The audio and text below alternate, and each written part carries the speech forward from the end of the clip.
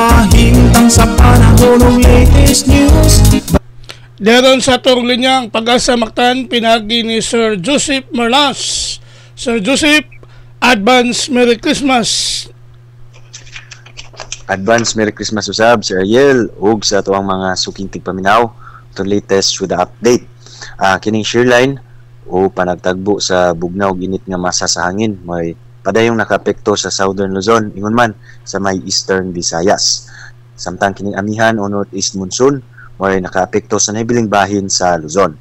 Sa limbahin usab, panenta nagmonitor aning bagyo gawas sa atong Philippine Area of Responsibility. Kini si Tropical Storm Pabuk, mo niyang international name, mo niyang kanhing bagyong si Rumina. Nahimutang ni sa 250 kilometers kasadpan, aminang kasadpan nga bahin sa Calayan Islands, Palawan.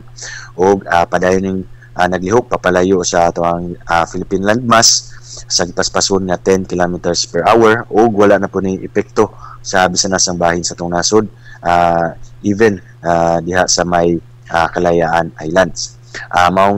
Og sa itong monitoring usab, wala tayo gipaabot nga laing weather disturbance, LPE man o bagyo nga posibleng makaapekto sa musunod nga 5 ka adlaw o hinapos karong tuiga.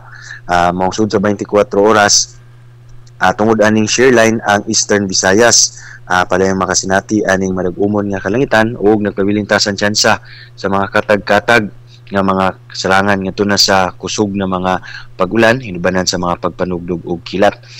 Samtang ang ibang bahin sa Kabisayaan, makasinati ta ani generally fair weather condition, kasalangan nga timpo sa panahon ug natay mga pag-ulan kini mga patak-patak ug mga lumalabay dalani sa localized thunderstorms. So samang kahimtang sa panahon tumasinati ug mga adlaw sa adlawng Pasko. Ug dira sa may Eastern Visayas area, nagyapon ni mga posibilidad ng pagbaha o pagdahili sa yuta, labi na kung nakasanati na daan o mga pagulan sa niaging mga adlaw. Temta sa tong hangin ng kadagatan, wala tayo gale warning nag-iisa sa tibuok Kabisayaan. Maong makasinati ta, especially diri sa may Eastern Visayas area na kasalangan nito na sa kusog nga hangin nga gikan sa amin ang silangan, nito na sa silangan. Utang ang kadagatan di sa may Eastern Visayas, kasalangan nga na sa Baluron ang kahimtang. Samtang ang ibling bahin sa Kabisayaan, doon tayo hinay nga sa kasalangan nga hangin. Pato ang kadagatan na gagmay nga na sa kasalangan nga mga pagbalod.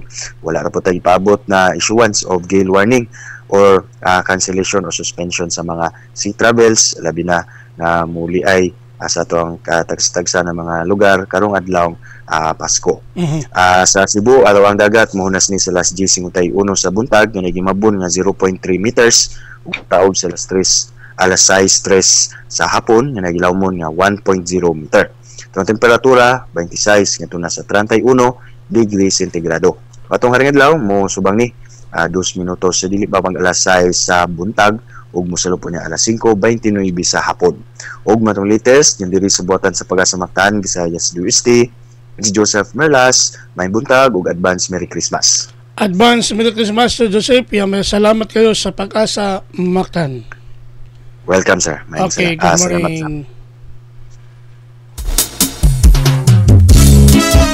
Inyog dabati si Sir Joseph Merlas, ang atong weather specialist gikan sa Pag-asa Mactan, nga naghatod sa atong dagan sa kahimtang sa panahon. Nining adlawng Martes, Pizza 24 Dispira sa Kapaskuhan,